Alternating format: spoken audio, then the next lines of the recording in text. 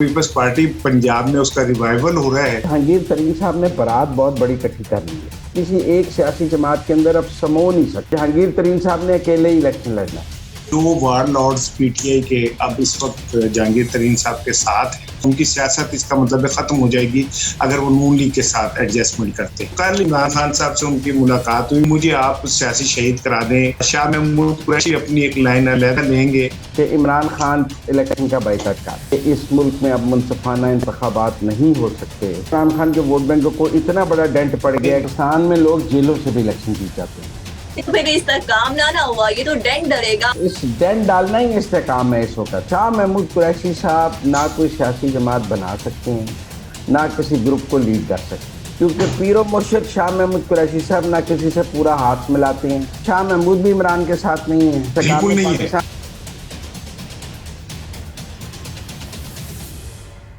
अस्सलाम वालेकुम, मुझे कहते हैं सोबिया अशरफ और आप देख रहे हैं प्रोग्राम अंदर की बात। तहरीक इंसाफ के 100 से ज्यादा अरकान ने आज अपनी अगली मंजिल का तयन कर लिया है और वो अब जो है वो इस्तेहकाम पाकिस्तान के नाम से जहांगीर तरीन की सरबराही में उनके छतरी तले जो है वो आगे है। और अब सवाल ये है कि माजी में भी इस तरह की बड़ी जमातें बनती रही हैं। मुस्लिम लीग नून जो है वो टूटी, मुस्लिम लीग काफ बनी और बहुत सी जमातें बनती रही हैं, मगर अब ये इस्तेहकाम पाकिस्तान का जो है वो अंजाम क्या बाकी जमातों की तरह होगा, या फिर ये इस्तेहकाम में पाकिस्तान जो है वो इस्तेहकाम ला पाएगा पाकिस्तान में? इसी वाले से हम आज बात करेंगे। आज हमारे साथ दो गेस्ट मौजूद हैं, बल्कि गेस्ट नहीं है बल्कि प्रोग्राम ही उनका है।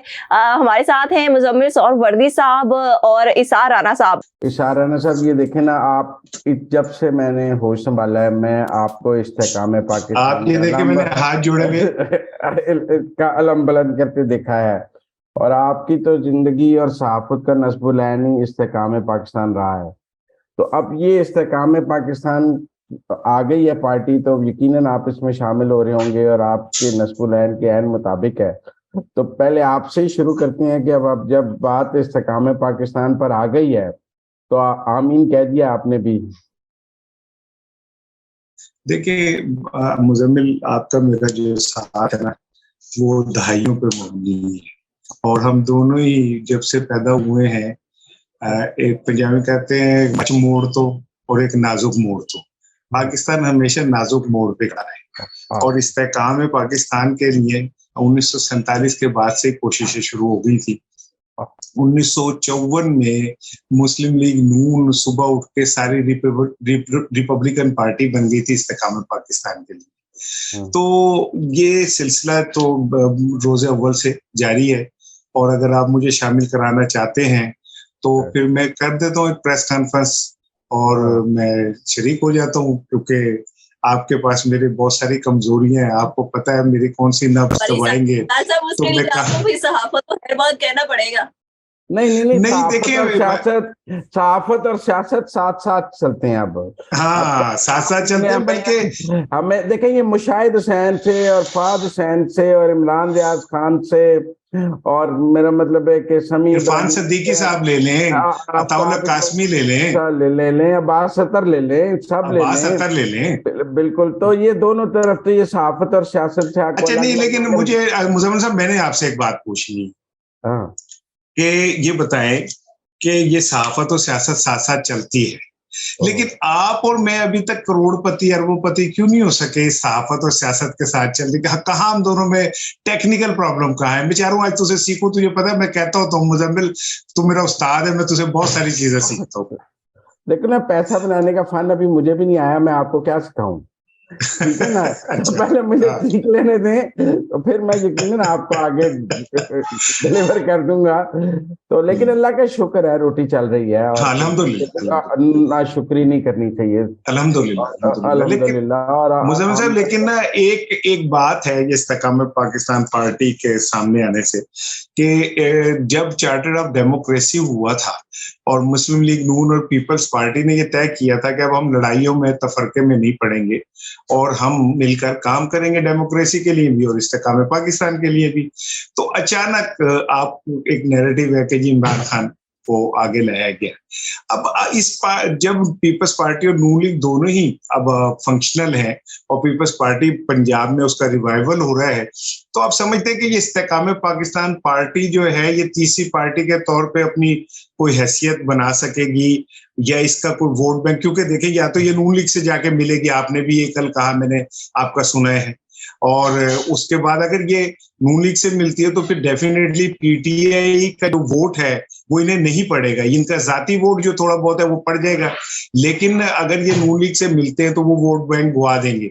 और अगर ये पीटीआई के वोट बैंक पे खड़े होते हैं तो डेफिनेटली जो एजेंडा नजर आ रहा है कि नून लीग और ये मिल के आगे पंजाब में एक अपनी पोजीशन बनाए, तो वो तो नजर नहीं आएगी। असल में जहांगीर तरीन साहब ने बारात बहुत बड़ी इकट्ठी कर ली है, आप मेरी बात समझें। अब ये इतनी बड़ी बारात जो है ना, ये ब्याह ही नहीं जा सकती किसी सियासी जमात के साथ। मतलब आप समझिए जितने को उन्होंने विनिंग हॉर्सेज और पॉलिटिकल वॉरलॉर्ड्स इकट्ठे कर लिए हैं, मैं इनको पॉलिटिकल वॉरलॉर्ड्स कहता हूँ। हमारे यहाँ मुख्तलिफ, आप कहते हैं ना अफगानिस्तान में वॉरलॉर्ड्स की हुकूमत है, ट्राइबल एरिया में वॉरलॉर्ड्स, ट्राइबल हेल्डर्स की हुकूमत है, तो ये हमारे पॉलिटिकल वॉरलॉर्ड्स हैं, है ना। तो उन्होंने पॉलिटिकल वॉरलॉर्ड्स इतने ज्यादा इकट्ठे कर लिए हैं कि ये कोई किसी एक सियासी जमात के अंदर अब समो नहीं सकते। आप समझे ना कि पीएमएलएन 100 टिकटें दे सकती है जहांगीर तरीन को, नहीं दे सकती। मैं कहता हूं ये पीपल्स पार्टी जिसके पास पंजाब में उम्मीदवारों का काल है, जिसको उम्मीदवार मिलते नहीं है पंजाब में, उसके लिए भी पूरी जहांगीर तरीन को टिकट देना शायद मुश्किल हो जाए उनकी पार्टी को, फिर तो पार्टी अडॉप्ट ही कर लेनी पड़ेगी। तो अच्छा मुजम्मिल साहब और निसार साहब, एक वो जो सवाल मैंने शुरू में पूछा था, काइंडली जरा उसका जवाब दे दें। हम बचपन से एक ख्वाब देखते आए हैं कि पाकिस्तान जो है उसमें इस्तेहकाम आए, इस्तेहकाम आए। पहले जरा वोट बैंक की बात कर लेने। इशार राना साहब ने इशार राना साहब, इसका मतलब ये है कि जो मंजरनामा बना है, जितनी बड़ी बारात है, कि जहांगीर तरीन साहब ने अकेले ही इलेक्शन लड़ना है। अब बात एडजस्टमेंट से आगे निकल गई है, लेकिन अब 15, 20, 25, 30 लोगों को आप एडजस्ट कर सकते हैं। माजी में हमने देखा हामिद नासिर चट्टा साहब ने एक ग्रुप बनाया था पीएमएलएन से निकाल के, नवाज शरीफ से नाराज होके, जिसमें मंजूर भट्टू साहब वजीर आला बन गए थे, उनके सरदार आसिफ जो थे वजीर खारजा बन गए थे, और हामिद नासिर चट्टा की हैसियत डिप्टी प्राइम मिनिस्टर की ऑलमोस्ट थी। हमने मुस्लिम लीग काफ को भी देखा है कि वो डिप्टी प्राइम मिनिस्टर उन्होंने आसिफ जरदारी साहब से ले लिया था और सारा हो गया था। तो ये पार्टियों में से ग्रुप निकल के, और वो ग्रुप फिर सीट एडजस्टमेंट के जरिए आगे आके अपनी हैसियत बनवा लेते हैं। लेकिन अब कहानी सीट एडजस्टमेंट से तो आगे निकल गई ना, जितनी बड़ी बारात इकट्ठी हो गई है। आपको लगता है इतनी बड़ी बारात के साथ कोई सीट एडजस्टमेंट कर सकता है? नहीं, बिल्कुल ठीक कह रहे हैं। दूसरी चीज ये कि देखिए फवाद चौधरी साहब है ना, उन्होंने तो ये बकायदा पहली प्रेस कॉन्फ्रेंस जो की थी डयाला जेल के बाहर, उसमें उन्होंने कहा था कि जी हम मुस्लिम लीग नून और पीटीआई को खुला रास्ता नहीं दे सकते। इसी तरह और पीपल्स पार्टी को सॉरी खुला रास्ता नहीं दे सकते। और सॉरी, इसी तरह जो वारलॉर्ड्स पीटीआई के अब इस वक्त जहांगीर तरीन साहब के साथ हैं, मेरा ख्याल है कि वो खुद भी कभी भी नून लीग के साथ जाना पसंद नहीं करेंगे। उनकी सियासत इसका मतलब खत्म हो जाएगी अगर वो नून लीग के साथ एडजस्टमेंट करते हैं। और इस इस्तेकाम पार्टी, पाकिस्तान पार्टी की जो बेसिक टारगेट है वो पीटीआई का वोट बैंक है। अब ये असल लड़ाई तो आगे जाके पैदा होगी इस्तेकाम पाकिस्तान में और शाह महमूद कुरैशी के अंदर, क्योंकि देखना तो अभी ये कि शाह महमूद कुरैशी क्या लाइन लेते हैं। क्योंकि जो कल इमरान खान साहब से उनकी मुलाकात हुई, उसमें इमरान खान ने रेटोरिकली कह दिया है कि जी मुझे आप सियासी शहीद करा दें, मुझे अदालत से किसी और तरीके से, ये मिलिट्री कोर्स से, सियासत से देश निकाला मिल जाए तो फिर कुछ आप अगर कर सकते हैं तो कर लें, लेकिन मैं जब तक मौजूद हूं ना मैं सियासत से विड्रॉ करूंगा और ना ही मैं आपको ये थाली में रख के सारी चीजें दूंगा कि आप ऐसा करें। तो मुझे तो ऐसा लगता है आने वाले दिनों के अंदर शाह महमूद कुरैशी अपनी एक लाइन अलहदा लेंगे, और जब वो शाह महमूद कुरैशी अपनी लाइन अलहदा लेंगे तो फिर बहुत सारे जो लोग जो इस वक्त इस्तेकाम पाकिस्तान एक सवालिया निशान खड़ा हो जाएगा कि अब वो कहाँ पे स्टैंड करते हैं। और मैं ये समझता हूँ कि कुछ लोगों ने कुछ जरा जल्दी कर दी, थोड़ा सा अगर वो वेट करते तो हो सकता है ज्यादा बेहतर फैसला ले लेते, लेकिन फवाद चौधरी, इमरान इस्माइल और इन लोगों ने थोड़ा जल्दी कर दी। और अब उस जल्दी का नतीजा क्या निकलता है वो आपके सामने के जब शाह महमूद कुरैशी लेंगे तो पता चल जाएगा कि अब ये वाली क़यादत इधर रहती भी है या नहीं रहती। अच्छा देखिए, मैं आपको बताता हूँ। पहली बात तो ये है कि इस्तेकाम पाकिस्तान जो पार्टी है उसका वाहिद चांस ये है कि इमरान खान इलेक्शन का बाइकआउट कर। आप बात समझ, अगर इमरान खान कल किसी भी वजह से नाअहल होने के बाद, जेल में जाने की वजह से, इज़राइल में जाने की वजह से कहते हैं कि इस मुल्क में अब मुनसफाना इंतखाबात नहीं हो सकते और मैं इस इंतखाबी अमल का हिस्सा नहीं बनता, तो फिर तो आप कहें कि इस इस्तेकाम पाकिस्तान कॉन्फ्रेंस का कोई चांस, पार्टी का कोई चांस है। लेकिन अगर बल्ले के निशान पर इशहार राणे या मुजम्मिल सरवरदी जैसे गुमनाम लोगों को भी टिकट मिल गया तो फिर इस्तेकाम पाकिस्तान कॉन्फ्रेंस पार्टी का तो वो चांस नहीं होगा जो बल्ले का निशान का चांस है। टू बी वेरी फ्रैंक, लोग कहते हैं कि बल्ला खंबे को भी बल्ला मिल गया तो खंबे में जान आ जाएगी बल्ला मिलने के बाद, ठीक है ना। बल्ले का निशान खंबे को भी मिलेगा। ये तो 9 मई से पहले का नैरेटिव था, 9 मई के बाद हालात बिल्कुल अब भी मतलब वोट बैंक तो मुझे नहीं लगता इमरान खान के वोट बैंक को इतना बड़ा डेंट पड़ गया कि आप मुजम्मिल, अगर 1 मिनट मुझे दे, मैं आपको एक चीज, आप भी और मैं भी, हम इंतखाबात को बहुत अरसे से कवर करते आ रहे हैं। इंतखाब का जो दिन होता है उसकी अपनी डायनामिक्स और पॉलिटिक्स होती है और उसकी अपनी साइंस होती है। उसमें जितना मर्जी पॉपुलर वोट हो, उस दिन जो लोग उस वोट को निकाल लेते हैं, उस वोट को यूटिलाइज कर लेते हैं, ये पूरा एक सिस्टम है। मुस्लिम लीग नून माजी में पीपल्स पार्टी को या पीटीआई को इसी बात से मारती रही है कि उनके पास इलेक्शन पूरा एक साइंस मौजूद है और उन्हें पता है कि हमने किस तरह इस इलेक्शन को लड़ना है। खाली इमरान खान के ये कहने से कि या वाह उनके साथ है काम नहीं करता ना।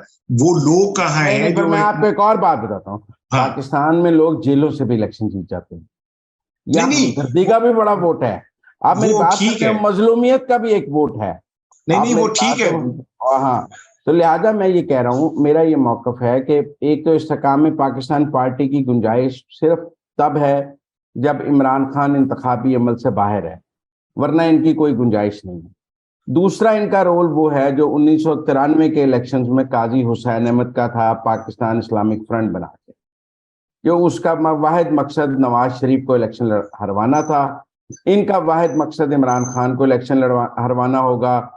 जब हम पाकिस्तान इस्लामिक फ्रंट की कारकर्दगी काजी हुसैन अहमद से पूछते थे तो वो बताते थे कि मेरी वजह से देखें 45 सीटें नवाज शरीफ हार गया और वो इक़्तिदार से दूर रह गया हमसे लड़के। तो या तो ये भी वो डेंट डाल देंगे हर हल्के में 4000, 5000, 3000, 8000, 10,000 का, जो इमरान खान के कैंडिडेट को जीतने से दूर कर देगा। ना ये खुद से कहते हैं सनम हम तो डूबे हैं सनम, तुम्हें साथ लेकर डूबेंगे। तो या तो इनका रोल होगा, काजी आ रहा है, काजी जा रहा है, काजी नहा रहा है, जहांगीर तरीन आ रहा है, जहांगीर तरीन जा रहा है, जहांगीर तरीन नहा रहा है, जालिम और जहांगीर तरीन आ रहा है, ठीक है ना। पर मुजम्मिल साहब फिर इस्तेकाम ना हुआ, ये तो डेंट डलेगा और सियासत में इस्तेकाम नहीं आएगा। इस डेंट डालना ही इस्तेकाम है इस वक्त। अगर जब तक डेंट नहीं डालेंगे पाकिस्तान में इस्तेकाम आ ही नहीं सकता। तो अच्छा, हमारे पास कम है। दूसरी जरा खबर पे चले जाते हैं। सोबिया जिस मेरी सुन लेना, अब मेरी सुन लेना, मुजम्मिल जिस इस्तेकाम की बात कर रहे हैं ना, अब मैं आप अभी उधर तक नहीं पहुंच पा रही है जिस इस्तेकाम की तरफ मुजम्मिल इशारा कर रहे हैं ना, वो उस इस्तेकाम को मैं समझ गई हूँ कि अभी आपकी उम्र थोड़ी है, आप बाली उम्र में है। देखिए ना, आपने बात की इशारा नसब शाह महमूद कुरैशी साहब की, और अब तशनगी रह जाएगी देखने और सुनने वालों को कि आधी बात हुई जो इशारा नसब ने की बीच में। मैंने तो अपना लुत्फ तला ही नहीं इशारा नसब शाह महमूद कुरैशी साहब के बारे में। हाँ, अंदर की बात बताइए ना, कल मुलाकात क्या हुई? एक तो जंग की स्टोरी है। मेरे और इशहार राना साहब के दोस्त हैं जफर अहीर साहब। क्यों इशहार राना साहब जंग में उनकी स्टोरी है जो आज हर तरफ डिस्कस हो रही है कि शाह महमूद और इमरान खान की मुलाकात क्या हुई, और उसका इमरान खान की तरफ से भी कोई डिनाइल नहीं आया और अभी तक शाह महमूद की तरफ से भी कोई वाज़ेह डिनाइल सामने नहीं आया कि ऐसा नहीं हुआ। और वो स्टोरी अपनी जगह फील्ड में स्टैंड कर रही है, जिसमें ये है कि खान साहब ने उनको कहा जो इसार राना साहब ने कहा है। लेकिन मैं एक बात आपको बता दूं कि शाह महमूद कुरैशी साहब ना कोई सियासी जमात बना सकते हैं, ना किसी ग्रुप को लीड कर सकते हैं। वो इमरान खान की पार्टी को, इमरान खान की जगह तो चला सकते हैं, लेकिन इंडिपेंडेंटली कुछ नहीं चला सकते, क्योंकि पीरो मुर्शिद शाह महमूद कुरैशी साहब ना किसी से पूरा हाथ मिलाते हैं, ना किसी को घर में चाय पिलाते हैं, ना किसी का काम करते हैं, ना किसी को oblige करते हैं। तो वो एक पीरो मुर्शिद हैं जिनके यहाँ उनकी दरगाह पे आप नजराना तो डाल सकते हैं, वापस कुछ नहीं मिल सकता। पर मुजम्मिल साहब, ये जो मुलाकात है, इसमें जो वीडियो रिकॉर्डिंग रूम था उसमें मुलाकात हुई और मीटिंग रूम में मुलाकात नहीं हुई, इसमें बड़ा जो है वो एक पॉइंट नजर आ रहा है। मुझे लगता है इमरान खान साहब ने वीडियो रिकॉर्डिंग भी कर ली होगी शाह महमूद की मुलाकात की, ताकि कल को ये कोई बात करे तो मैं क्यों इशारा ना साहब ये रिकॉर्डिंग, बल्कि मैं ये समझता हूँ कि उन्होंने ही नहीं की होगी खाली, क्योंकि जब इमरान खान के घर अभी मैं रिसेंटली गया ना, मुजम्मिल मुलाकात थी, तो हम बाहर बैठे थे, तो मैंने उन्हें कहा कि वो जो आपका ड्राइंग रूम है वहां पे क्यों नहीं हम आप बैठे। तो उन्होंने कहा कि वो मैं जब ये यहाँ पे आए हैं और ये पुलिस वगैरह ने ऑपरेशन किया है, तो वो पता नहीं ड्राइंग रूम में क्या कर गए हैं कि वहाँ वाईफाई निजाम और बाकी चीजें अब काम नहीं कर सकती। ये एक बड़ा इंकिशाफ था उनका। लेकिन मैं ये समझता हूँ कि रिकॉर्डिंग तो हुई है, और रिकॉर्डिंग खाली इमरान खान की मुलाकात की रिकॉर्डिंग हुई है। हाँ, खाली इमरान खान के पास नहीं है वो। अच्छा, आपका ख्याल है जफर अईद साहब को किसी ने रिकॉर्डिंग दी है रात? दूसरी चीज मैं आपको एक बात बताऊं, आपकी बात को आगे बढ़ाऊं कि कल मुलाकात थी एक पीर की और एक क्रिकेटर की, और ये दोनों स्पॉन्सर लाइफ गुजारते। ये इनको देने की आदत नहीं होती, ना पीर को भी और क्रिकेटर को, ठीक है ना, दोनों को नहीं होती। तो कल दोनों देने की पोजीशन में ही नहीं थे, दोनों मांग रहे थे एक दूसरे से।